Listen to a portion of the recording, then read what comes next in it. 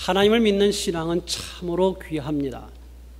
하나님이 계시다는 것, 그리고 하나님이 그를 찾는 자에게 상 주시는 분이다라는 것을 믿는 이 믿음은 아무나 갖고 있는 것이 아닙니다.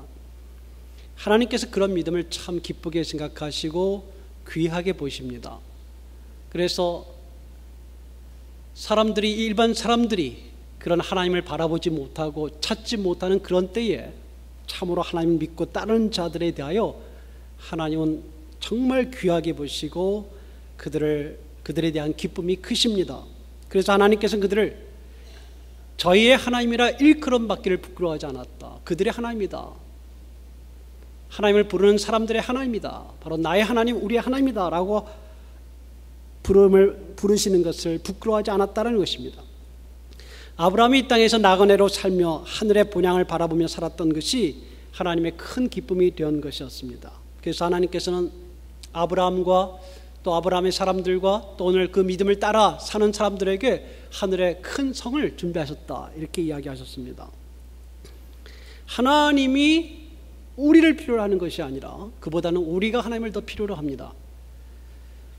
우리가 하나님을 더 필요로 하고 그 하나님의 사람들이 우리가 되기를 더 원합니다. 물론 하나님께서도 우리의 하나님됨을 싫어하지 않으시고 또 기뻐하신다고 했습니다.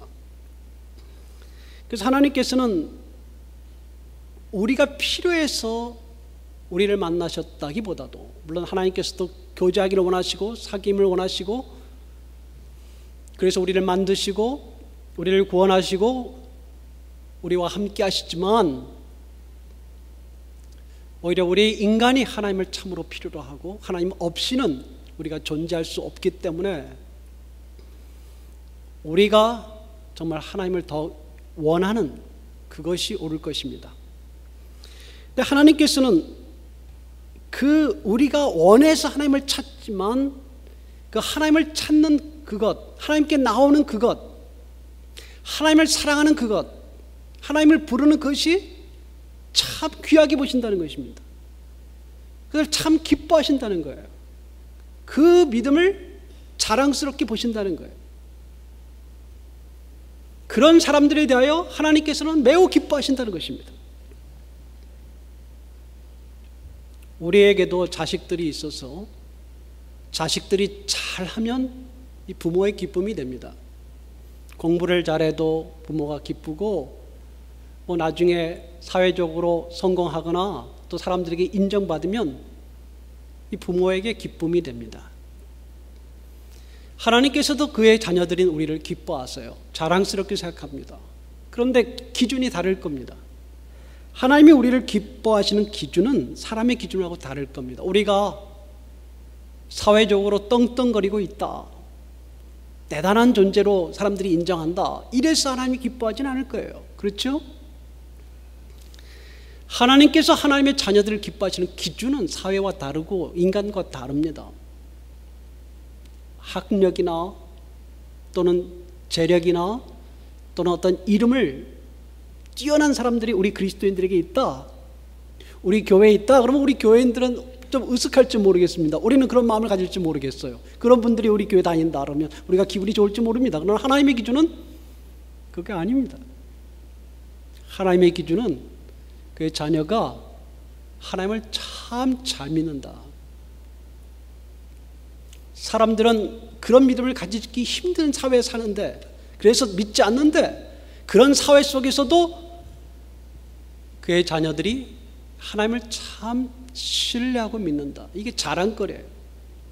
이거 봐라, 내 자녀들이 이렇게 믿음을 가지고 있다. 그렇죠? 또 하나님의 의와 하나님의 특성이 하나님의 의와 사랑이에요. 그러니까 하나님의 자녀들이 의롭고 정직하고 순전하고 바르면 그것이 하나님의 자랑이 됩니다. 하나님의 자녀들이 사랑이 많고 하나님처럼 아버지를 닮은 거 아닙니까? 용서할 줄 알고 사람들을 용납할 줄 알고 사람들을 끌어안고 사람들을 돕고 섬길 줄 알면 이게 아버지의 자랑이 됩니다. 그런 자녀들을 볼 때 하나님은 자랑스러워합니다. 야, 이 아무개가 내 자녀야. 나를 믿고 나의 사람이 되었어. 이 사람을 봐. 이가 얼마나 사랑을 하고 나를 닮아서 섬기는가. 나를 닮아서 이렇게 의롭고 정직하고 순결한가. 이게 하나님의 기준의 자랑거리가 될 것입니다. 유한한 인간이 영원을 잇대어 살고 있는 그 모습, 바라보이는 세계를 다 따르지 않고 그것을 의존하지 않고 그것을 붙잡으려고 그것만 그러지 않고 그것을 넘어서서 살아계신 하나님을 바라볼 수 있는 능력을, 그 믿음을 가진 자, 하나님이 자랑하는 사람들입니다. 하나님께서 기뻐하는 사람들입니다. 아브라함이 믿음의 조상이라고 불렸을 때 바로 그런 믿음을 가지고 있었습니다. 그런데 오늘 여기에 덧붙여서 또 다른 이유를 우리에게 설명해 주고 있습니다. 오늘 나타난 이 사건은 아주 이상한 사건이었습니다. 이해하기 어려운 사건이었습니다. 하나님께서 아브라함을 시험하셨다, 우리가 알고 있는 그런 사건입니다. 일반적인 시험이 아니었습니다. 당시대의 동방의 의인이었던 욥처럼 그냥 모든 것을 빼앗아간 그런 것이 아니었습니다. 오히려 그것은 좀 나을 수 있었습니다. 그런데 그런 것이 아니라 자신의 손으로 그렇게 늦게 얻은 하나뿐인 아들 이삭을 제물로 바치는 것이었습니다. 이해할 수 없는 사건이었습니다. 하나님의 신실하심을 의심하게 되는 사건이었고 하나님의 진정성을 의심할 수밖에 없는 그런 사건이었습니다. 적어도 우리가 잘 알고 있는 이 이삭을 바치려고 했던 이 사건은 하나님께서 그렇게 해서는 안 되는 적어도 5가지 이유가 있습니다. 첫째는 이거 하나님의 약속 언약을 위반하는 것입니다. 하나님께서 이 아들 이삭을 통하여 하늘의 별같이 바다의 모래같이 크게 번성시켜 주겠다고 약속하셨습니다. 이 이삭을 통해서 그렇게 하신다고 그랬는데 이 이삭을 죽이라고 그랬습니다. 번제로 드리라고 그랬습니다. 하나님의 약속을 깨는 것이었어요. 그러므로 이런 하나님이 이렇게 말씀하시면 안 되는 거예요. 이삭을 통해 큰 민족을 이루겠다고 약속하셨을 때는 언제고 이제 와서 그럴 수는 없는 것입니다. 둘째로 그것은 좀 지나친 요구예요. 혹독한 이야기입니다. 잔인한 이야기입니다. 이 아들은 독자였고 아브라함이 100세가 돼서 늦게 낳은 또 사라의 하나밖에 없는 아들입니다. 사라가 나이가 들어서 90세가 되어 이제 더 이상 아이를 낳을 수 없었을 때 기적적으로 낳은 아들이었습니다. 그런 아들을 내어놓으라라고 하는 것은 지나친 요구입니다. 아니, 혹독한 거예요. 하나님이 그래서는 안 되는 겁니다. 아무리 하나님이라도 그러시면 안 되죠. 셋째, 그것은 인륜의 배반일 거예요. 아버지에게 아들을 바치라. 그것은 인륜과 반대되는 것일 겁니다. 하나님이 정원하신다면 욥의 경우처럼 다른 사람이나 환경을 통해 데려가시면 그래도 좀 나을 거예요. 그런데 아버지가 아들을 죽여야 된다. 잔인한 일이고 반인륜적인 일이고 있을 수 없는 일입니다. 하나님은 이래서는 안 되는 일이었습니다. 또 넷째, 이 평화로운 아름다운 가정을 파괴하는 일이었습니다. 늙은 아버지와 어머니, 소년 아들로 구성된 이 단란하고 단촐한 가정, 오랫동안 기다렸던 아들이 태어나서 이제 좀 살아보자고 했던 이 아름다운 가정을 산산이 깨트리고 짓밟아도 좋은 것인가? 하나님이니까 그렇게 하셔도 되는 건가? 아들이 얼마나 귀엽겠어요. 그 사라에게 이 아들은 무엇이겠습니까? 그런데 이 아들을 바치라고 그렇게 할 수 있는 것인가? 이 가정을 파괴하는 일이었습니다. 다섯째, 이건 하나님답지 않아요. 뭐 앞에 것도 마찬가지지만 이건 하나님답지 않아요. 하나님이 거짓된 이방신과 같습니까? 하나님이 사람을 제물로 바치라고 하셨는데 이게 말이 되는 이야기입니까? 하나님답지 않습니다. 당시의 이방신들의 종교 의식과 풍습에 그런 것이 있었어요. 사람을 죽이고 그 피를 들기는 제사를 좋아하는 그런 악기와 이방신들과 무엇이 다른가 하는 겁니다. 구약에 여러분 몰렉이라는 신이 나옵니다. 몰렉 또는 몰록이라고 부르는 이 신은 중동 지역에 오랫동안 숭배되어 왔던 신이었습니다. 레위기 18장에 이런 말씀이 있습니다. 너는 결단코 자녀를 몰렉에게 주어 불로 통과하게 함으로 내 하나님 이름을 욕되게 하지 말라. 나는 여호와니라. 이 몰록에 대해서 랍비들이 어떤 일이 있는지를 이렇게 묘사한 글이 있습니다. 이 몰록은 황동으로 만들었는데 사람의 모양으로 하고 얼굴은 소의 모양을 가지고 이렇게 만들었다. 정확하게 예전에 아브라함 시대의 그 모습을 그대로 구현했다고 볼 수는 없지만 그러한 우상이었다. 그 우상을 이 밑에서부터 불로 때우게 되면 달아오르는 거예요. 이 몰록은 손을 이렇게 내밀고 있습니다. 이 손을 내민 이곳에 아이를 바치는 거예요. 그럼 그 아이가 타는 것입니다. 이럴 때 제사장의 사제들이 북을 칩니다. 북을 치면 아이는 괴롭다고 소리 지르는데 그 소리가 묻혀요. 들리지 않습니다. 그래서 그 몰록에게 아이를 바친 그 부모가 그나마 마음에 그게 들리지 않으니까 위로가 되는지 모르겠습니다. 그 몰렉은 왕이라는 이름을 가지고 있어요. 뜻을 가지고 있어요. 권력자라는 뜻입니다. 그러니까 권세가 있는, 권력이 있는 왕 같은 그런 신에게 우리가 자녀를 바치고 우리 가운데 아이를 바쳐서 그를 기쁘게 하자. 그래서 우리가 이 땅에서 좀 잘 살아보자. 그 신의 도움을 받아보자. 이 아이를 바침으로 우리에게 가장 중요한 것을 바쳤기 때문에 이 신이 우리를 도와줄 거다. 이렇게 생각했던 이 신이 몰렉이었어요. 이런 일을 하지 말라. 너의 아이를 바쳐서 몰렉에게 드려 불에게 사르게 하지 말라라고 하나님께서 명령하셨습니다. 하나님이 금하신 일이었습니다. 그런데 하나님께서 지금 아브라함에게 무엇을 명하신 것입니까? 몰렉하고 다른 점이 무엇입니까? 불로 사르지 않을 뿐이지 이렇게 번제 또 죽여 사는 이것이 이방신들과 무엇이 다릅니까? 아브라함이 하나님께 이 말씀을 들은 다음에 이건 말도 되지 않아. 이건 있을 수 없는 일이야 라고 말할 수 있는 많은 이유가 있었다는 거예요. 사람 편에서 봐도 그렇고 하나님이라는 신, 종교라는 정면에서 봐도 이거는 말이 안 된다는 거예요. 이것은 순종할 수 없는 일이라는 거예요. 중요한 것은 바로 그 점입니다.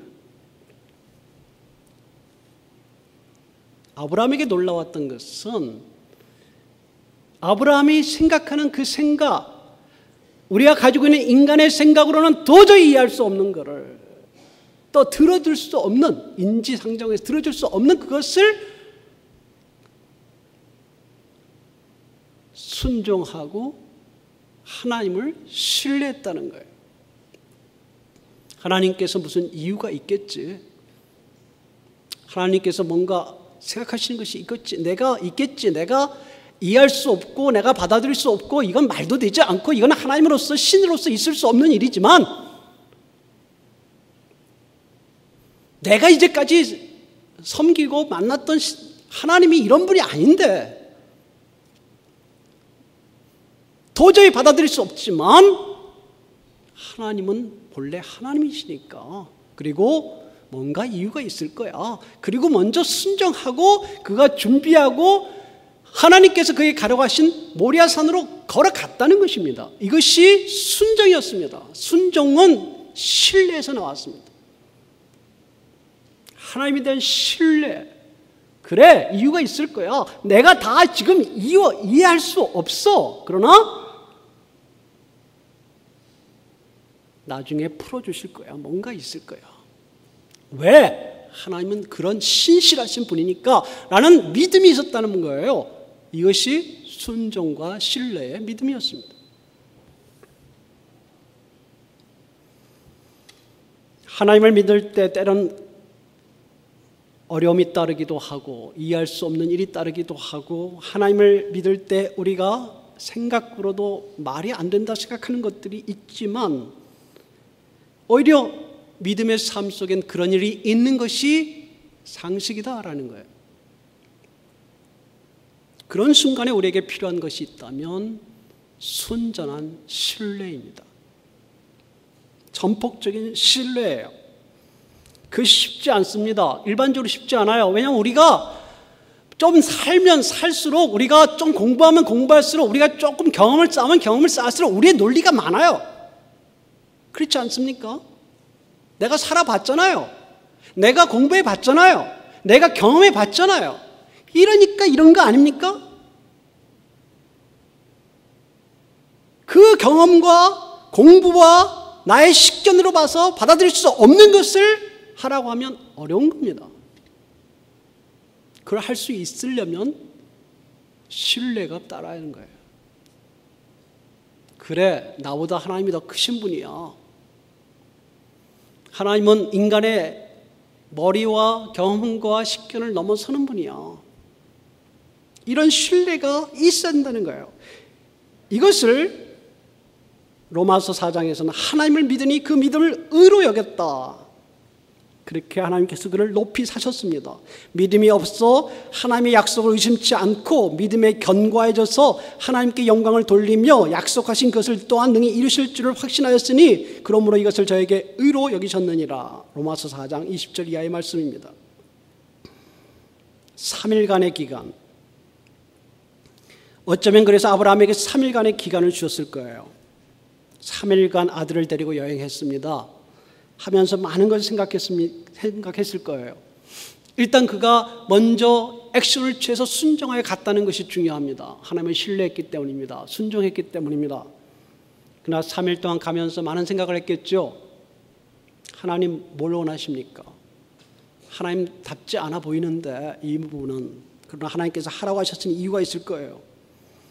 나 이거 정말 어렵습니다. 그러나 하나님 하라고 해서 제가 하려고 합니다.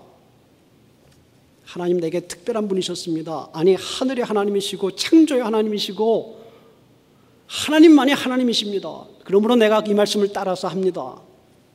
그런데 하나님 왜 그렇게 요구하십니까? 하나님 내 아들을 통하여 축복하신다고 하지 않으셨습니까? 내 아들을 통하여 큰 인류, 민족을 만들어 주겠다고 말씀하지 않았습니까? 그런데 내 아들을 왜 죽이라고 하십니까? 내가 순종합니다. 무슨 이유입니까? 무슨 뜻입니까? 이렇게 3일을 갔을 거예요.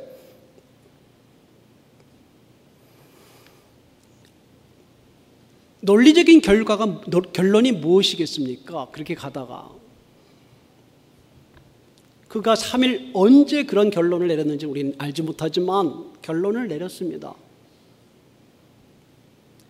아, 하나님은 이삭을 통하여 반드시 약속을 이루실 분이다. 나는 그걸 믿습니다. 하나님 약속하셨지요. 하나님께서 나를 해치지 않으시겠죠. 우리 가정을 해치지 않으시겠죠. 나는 그걸 믿습니다. 하나님의 신실하심이 결국은 드러나시겠죠. 나는 그것을 믿습니다. 하나님 나한테 지금 믿음을 원하시고 신뢰를 원하시는 거죠. 내가 그렇게 하겠습니다. 하나님 그런데 왜 그러면 이삭을 죽이라고 하셨습니다. 내가 이삭을 죽이라고 하셨으면 죽이겠습니다. 번제를 드리겠습니다. 그런데 하나님 이삭을 통하여 하나님께서 하신 약속은 이루어지겠죠. 그 다음에 결론이 뭐겠습니까 여러분? 하나밖에 없어요. 이삭을 살려주시겠군요. 그렇죠? 내가 이삭을 죽이라고 했으니까 내가 죽이겠습니다. 내가 번제로 드리겠습니다. 하나님께 드리겠습니다. 그러나 이 아들을 하나님 다시 살리시겠군요. 이 아들을 살려서 이 아들을 통하여 하나님이 큰 민족을 이루겠다고 하신 약속을 이루어 주시겠군요. 3일 동안 그가 하나님을 신뢰하면서 고민하면서 걸었던 3일간의 결론이 그거였을 거예요. 오늘 히브리서 11장 19절이 바로 그 말씀을 하고 있는 거예요. 하나님이 능히 이삭을 죽은 자 가운데 다시 살리실 줄로 생각한지라.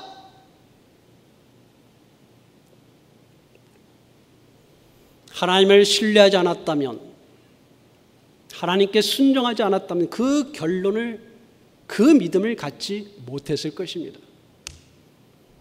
하나님은 하신 말씀을 이루시는 분이고, 또 하나님은 하늘의 하나님이기 때문에 그 말씀을 들어야 되고, 그러면 결론은 그것입니다. 이삭을 다시 살리시겠군요. 이 3일간의 기간은 하나님의 명령을 피할 수도 있는 기간이었고, 이 3일의 기간은 하나님의 뜻을 따르는 기간이기도 했습니다. 그는 하나님의 뜻을 따랐고 하나님을 믿었습니다. 그래서 로마서 4장의 말씀처럼 기록된 바 내가 너를 많은 민족의 조상으로 세웠다 하신 것 같이 그의 믿은 바 하나님은 죽은 자를 살리시며 없는 것을 있는 것 같이 부르시는 분이시니라. 로마서 4장 17절의 말씀. 그것이 아브라함의 믿음과 관련해서 이야기하는 말씀입니다. 그렇게 3일을 갔어요. 3일을 가서 모리아 산으로 올라갔습니다. 이삭에게 불뗄 나무를 짊어지고 올라갔습니다. 이삭이 묻겠죠. 재물이 어디 있습니까? 아버지는 대답합니다. 하나님이 준비해 두실 거야. 아마 차마 그렇게 이야기는 못했을 겁니다. 너는 죽어도 다시 살 거야. 하나님께서 살리실 거야. 이렇게 말하지는 못했을 것입니다. 제사 지낼 장소에 도착해서 제단을 쌓고 아들을 먹습니다. 어떻게 될지는 모릅니다. 그러나 그는 하나님을 믿었습니다. 하나님께서 이삭을 살리실 거야. 손에 칼을 잡습니다. 일 후에 하나님께서 다시 살리실 거야. 그의 믿음은 그거였습니다. 부활의 믿음이었습니다. 그리고 믿고 칼을 든 손을 지켜들었습니다. 하나님이 하라고 하시니까 하겠습니다. 그때 하나님께서 아브라함아 되었다 했습니다. 그리고 그의 믿음을 높이 사셨고 제물로 수양을 보내주셨다. 성경은 그렇게 기록하고 있습니다. 하나님께서는 부활하게 하시는 방법이 아니라, 그가 부활의 신앙을 가졌습니다. 그러나 부활의 방식은 아니고 여기까지 하나님께서 원하셨구나. 그리고 이제 하나님께서 이삭을 대신하여 수양을 준비하셨어요. 이 수양을 제사를 드림으로 하나님께서 이 모든 것을 받으심으로 마무리하시는구나. 그래서 하나님이 준비하셨다. 그래서 뭐가 나옵니까? 여호와 뭐죠? 여호와 이레가 거기서 나오는 것입니다. 하나님 준비하셨구나. 준비하셨구나. 내가 갈등하고 고민하고 막 하면서 그래 결론은 하나님께서 부활시켜 주실 거야 라고 결론을 내리고 그가 와서 행하는 순간 하나님께서 멈추게 하시고 하나님이 미리 그 사건 전에 수양을 준비하셨다. 나의 믿음을 보시려고 하셨다. 그래서 여호와 이레라는 말이 나오는 것입니다. 하나님이 준비하시는 하나님, 아니 하나님은 계획하시는 하나님, 아니 하나님은 처음부터 그의 뜻을 가지고 계셔서 가장 좋은 것을 우리를 위하여 준비하시는 하나님이다. 아브라함은 그것을 알게 되었던 것입니다. 그러나 아브라함이 다 몰랐던 것이 있었습니다. 그것은 이 사건이 단순히 아브라함의 믿음을 테스트하는 것이 아니라 이 사건이 사실은 예수 그리스도 사건을 준비하는 것이었다는 것을 아마 아브라함은 잘 몰랐을 것입니다. 2000년 후에, 아브라함 이후 2000년 후에 그리스도가 오셔서 그가 죽으셔야 하고 그리고 그가 부활하셔야 된다는 이 사건, 인류 역사상 가장 중요한 이 구속의 사건을 준비시키기 위하여 아브라함의 이 사건을 만드셨다. 이것을 아브라함은 몰랐을 것입니다. 이 아브라함의 사건과 예수 그리스도의 사건은 많은 부분이 비슷합니다. 아브라함의 아버지의 심정을 보세요. 아들을 죽일 수밖에 없는 그 심정.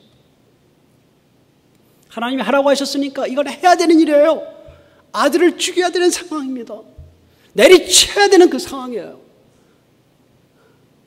하나님이 그 아들 예수 그리스도를 십자가에 못 박히게 하실 때, 허락하실 때, 그것은 바로 아버지가 아들을 치는 것이었습니다.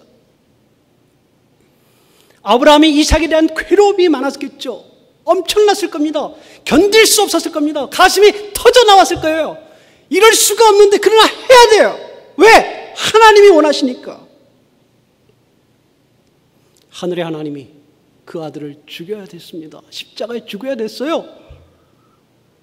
하나님이 그걸 그 자신이 원하시는 거예요. 그러나 한 구석에는 아버지가 아들을 죽이는 것 같은 마음이 있는 거예요. 견딜 수 없는 마음. 그러나 이것을 해야만 인류가 살기 때문입니다.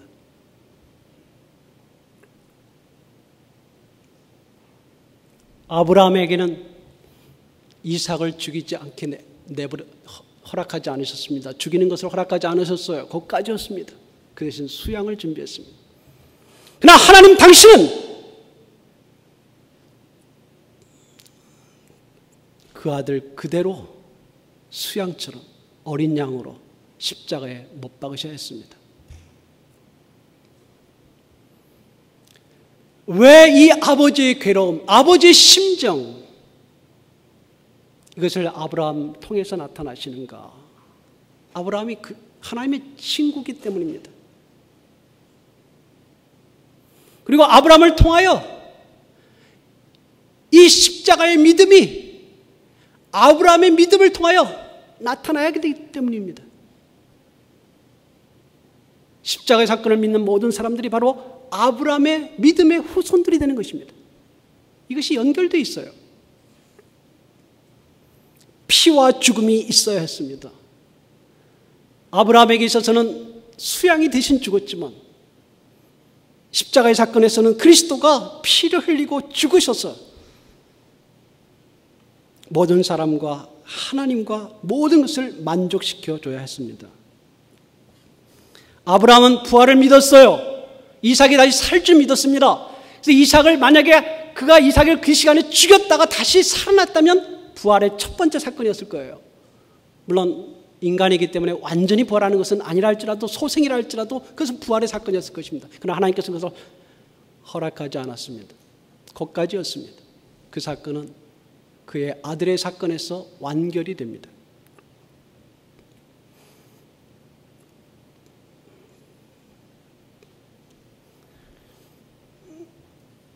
역사 비평학자들이나 종교사학자들, 성경을 정말 믿지 않는 사람들이 이 예수님의 십자가의 사건을 보면서 신이 죽었다 살아난다. 도대체 이 사건은 어디서 왔는가? 그들은 하나님으로부터 온 것이라 믿지 않기 때문입니다.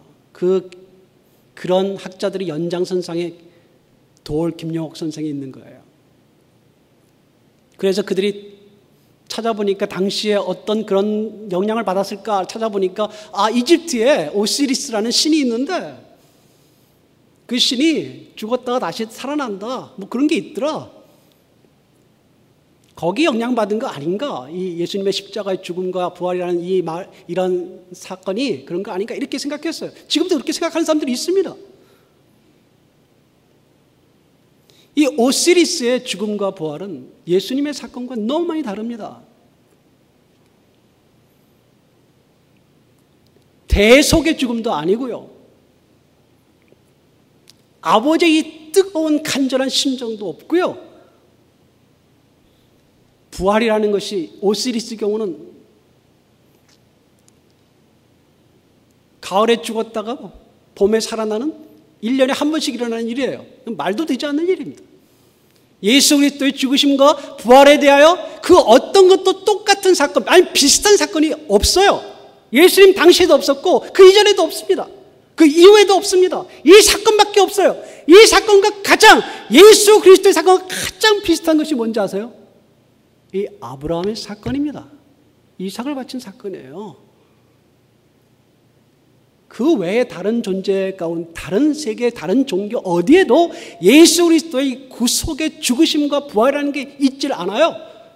그러니까 하나님께서는 여호와 이레의 하나님이 아브라함에게 지금부터 4,000년 전, 4,000년이 넘는 기간 동안 그 전에 아브라함이 이삭을 바칠 때 여호와 이레, 아브라함을 위해서만 준비하신 게 아니라 그 이후 모든 인류를 위하여 그의 아들을 여호와 이레 준비하시는데, 하나님의 준비하심과 예비하심이 바로 예수 그리스도를 통하여 완벽하게 나타나신 것이다라는 거예요.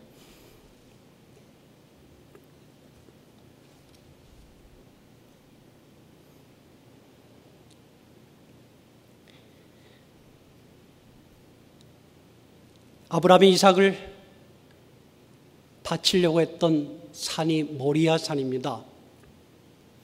이 모리아 산은 어디 있는가 지금 현대에 했을 때 유대인들은 거의 대부분이 다죠, 다. 그 모리아 산을 예루살렘으로 봅니다. 예루살렘 솔로몬의 성전이 그 위에 지었다 이렇게 봅니다. 예루살렘의 솔로몬의 성전이 이 모리아 산에서 아브라함이 이삭을 바치려고 했던 그 자리에 세워졌다 이렇게 생각을 해요. 하나님께서 받으시는 장소가 되었다라는 것입니다. 모슬림들은 나중에 이 솔로몬의 성전이 무너지고 나서 지금 예루살렘의 그 자리에 이슬람 사원을 세워놨어요. 그게 돔 오브 락이라고 하는데 돌의 돔 사원입니다. 그들은 뭐라고 주장하냐면 바로 이곳이 아브라함이 이삭을 바친 장소다. 이슬람 모슬림들이 그렇게 생각하는 것이에요. 그것이 바로 또 솔로몬의 장소이기도 합니다. 정확하게 어딘지 정확히 모르지만 그 예루살렘 그 부분이에요. 근데 여러분, 예루살렘 그 부분에 예루살렘에서 누가 죽으셨어요? 이해되십니까? 어떤 학자들은, 적지 않은 학자들이 또 뭐라고 이야기하냐면 그곳에서 성전이 세워졌다 이렇게 믿는 사람도 있는데, 이 성전이 세워졌던 이곳은 당시에 아브라함 시대에 작은 도시가 있었다. 그러므로 아브라함이 이삭을 바친 곳은 이 도시가 아니라 도시부터 조금 위에 있는 이 부분에서, 지금은 시온이라고 불리는 지역이에요. 이 부분에서 좀 위에 언덕에 좀 더 높은 곳에 있는 그곳에서 아브라함이 이삭을 바쳤을 것이다 이렇게 주장하는 학자들도 있는데, 그 높은 곳의 이름이 뭔지 아세요? 골고다입니다. 골고다가 뭐죠? 갈보리 골고다, 예수님이 죽으신 장소입니다. 우리는 지금 지리적으로 정확하게 아브라함이 이삭을 바친 그곳이 예수님이 죽으신 자리다 이렇게 말할 수는 없습니다. 그것은 그렇게 중요하지 않을 수도 있어요. 그러나 여러분 생각하셔야 될 것은 무엇입니까? 바로 아브라함이 이 아들을 바치려고 했던 이 사건이 바로 하나님의 가장 큰 여호와 이레, 즉 아들을 준비하시는 그 자리였다라는 것입니다. 하나님께서 그의 아들을 오랫동안 준비하셔서 때가 찰 때 이 땅에 보내셨고, 그리고 그 부근에서 그리스도는 십자가에 죽으셨습니다. 십자가의 대속의 죽음을 죽으셨고, 그리고 그곳에서 부활을 하시게 됩니다. 그래서 우리가 이 믿음이, 아브라함의 믿음이 단순히 이해할 수 없는 것을 순종하고 하나님을 신뢰하는 믿음, 거기서 끝나는 것이 아니라 부활의 믿음까지 이어진다는 거예요. 부활의 믿음까지. 부활의 믿음은 무엇입니까? 하나님이 다시 살리신다는 거예요. 하나님이 그의 아들을 죽이신다는 거예요. 왜? 우리의 모든 죄를 담당하기 위하여, 우리를 죄에서 건져내기 위하여 우리를 위해서 죽으셨다는 거예요. 우리를 위하여 죽이시게 하셨다는 거예요. 그리고 거기서 끝나는 것이 아니라 아브라함의 믿음이 부활의 믿음이라고 하지 않았습니까? 다시 그 아들을 살리셨다는 거예요.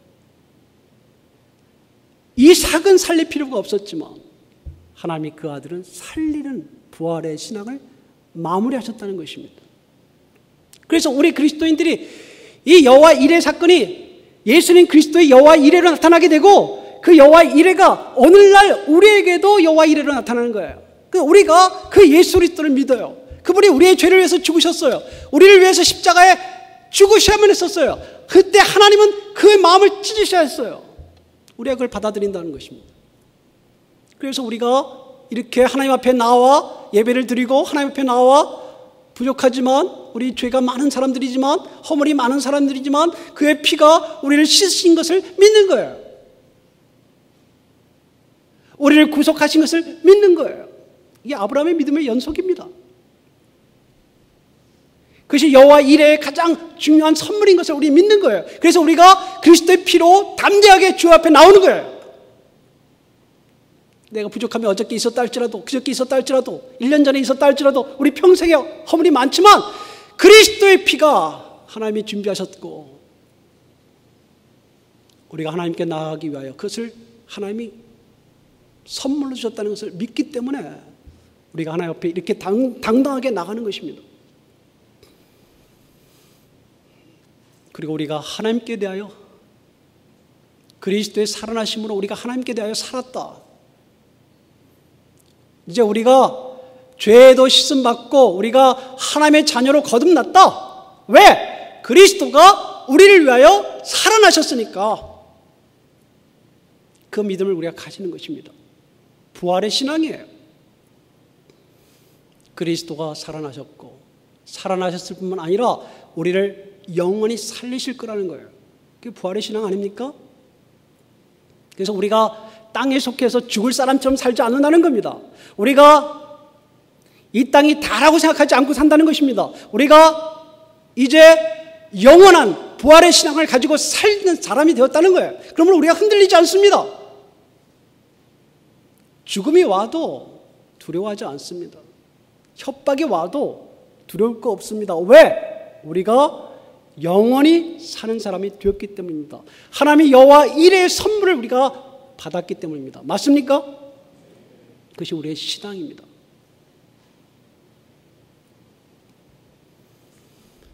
하나님의 여호와 이레에는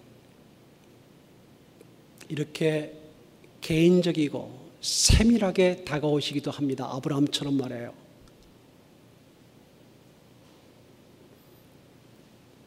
하나님의 사람들에게 그들을 위하여 세밀하게 준비하셔요. 그래서 여호와 이레입니다. 또 하나님의 여호와 이레는 이렇게 인류를 향하여 오랜 동안 준비 속에 나타나기도 합니다. 완벽합니다. 하나님은 그래서 신인류를 만드셨어요. 이 아브라함의 신앙, 부활의 신앙을 따르는 새로운 인류들을 창조하셨습니다. 누굽니까? 그들이 바로 우리입니다. 그래서 우리는 죽음을 두려워하지 않아요. 우리는 육체가 쇠퇴하는 것을 그렇게 걱정하지 않습니다. 우리는 영원히 사는 사람들이기 때문에 부활의 신앙을 가지고 영원한 세계를 바라보는 사람이므로 우리는 담대하게 살아가게 됩니다. 우리가 이 믿음의 초대를 받았습니다. 여러분, 바로 이러한 부활의 믿음을 가지고 하루를 또 한 주를 승리 가운데 사는 여러분이 되시기를 간절히 바랍니다. 기도하겠습니다.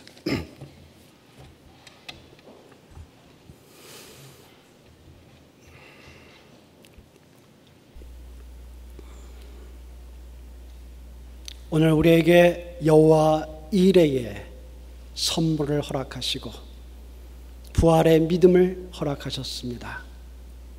하나님, 우리가 이 신앙을 가진 사람들답게 참으로 하나님을 기쁘게 하며 하나님을 위하여 살아가며 조금도 죽음이나 조금도 난관들을 두려워하지 않고 부활의 소망과 믿음으로 담대하게 살아가는 아브라함의 후예들이 되도록 도와주시옵소서. 우리 주 예수님의 이름으로 기도했습니다. 아멘.